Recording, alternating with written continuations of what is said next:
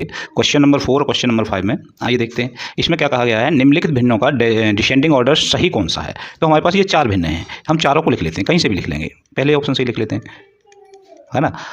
और डिसेंडिंग का क्या मतलब है कि सबसे पहले सबसे बड़ी, फिर उससे छोटी, फिर सब उससे छोटी, फिर लास्ट में सबसे छोटी। इस तरह के ऑर्डर को डिसेंडिंग ऑर्डर कहते हैं।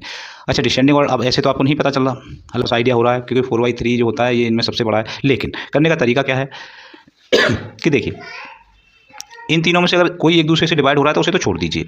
हाँ, जैसे ये 1/2 है, इसको तो छोड़ दीजिए, ये 4 को डिवाइड कर रहा है। अब बचे ये 3 नंबर, इनका आप एलसीएम निकाल दीजिए, 5, 4 और 3, क्योंकि किसी में भी कोई एक दूसरे में कॉमन फैक्टर नहीं है, इसलिए तीनों का सीधा सीधा मल्टीप्लाई हो जाएगा। 5 4 या 20 और 23 या 60। इसका मतलब इसका डेसिमल कितना हो गया, यहाँ मैं लिख दे रहा हूँ, इसका डेसिमल हो गया जी 60। अब सबको हमें नीचे 60 बनाने के लिए क्या करना पड़ेगा कि देखिए इसको 60 बनाएंगे तो इसमें 30 का मल्टीप्लाई करेंगे।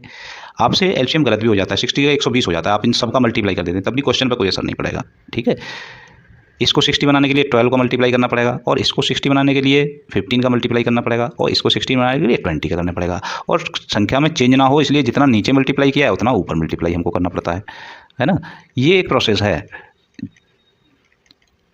ठीक है, बस अब इसको एक बार और लिख लीजिए, आपका काम खत्म हो गया। ये हो गया 30 अपॉन के 60, नीचे तो सब 60 आने, ऊपर हो गया ये 24 अपॉन के 60, ये हो गया 45 अपॉन के 60, और ये हो गया आपका 40 अपॉन के 60।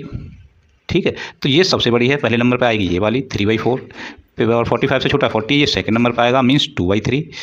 थर्ड नंबर पे आएगा ये 1/2, है ना, और सबसे छोटा हो गया आपका 5/4। तो 3/4, सबसे पहले 3/4 इन दोनों में, तीनों में ही आ रहा है, कोई दिक्कत नहीं। उसके बाद 2/3 इसमें ही आ रहा है केवल, तो ऑप्शन बी हमारा सही हो गया।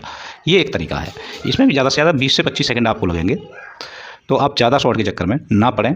शॉर्ट वाले मैं क्वेश्चन आपको बता के दूंगा, जो देखते ही होते हैं उनको शॉर्ट में करना है। ठीक है, सिंप्लीफाई। देखिए अब इसमें 2 तरह के नंबर हैं, कुछ प्लस की हैं, कुछ माइनस की हैं, तो प्लस की अलग जोड़ के रख लीजिए और माइनस की अलग जोड़ के रख लीजिए। प्लस की है हमारे पास ये और ये, तो Z2 और 5। देखिए यहाँ ये भी ध्यान रखना है कि डेसिमल के बाद नंबर सेम होने चाहिए, पीछे से जोड़ते हैं। 5 2 7, 2 और 0 2, 0 0 0, फिर लग गया अपना डेसिमल, और 5 और 0 5। ये तो हो गया प्लस का नंबर। माइनस माइनस के जोड़ लीजिए और माइनस का साइन आगे लगा दीजिए। देखिए इसमें 2 डेसिमल हैं और इसमें 3 है, इसका मतलब इसमें एक डेसिमल लास्ट में क्या करेंगे, 0 जोड़ लेंगे, तो 8 + 0 8 हो गया।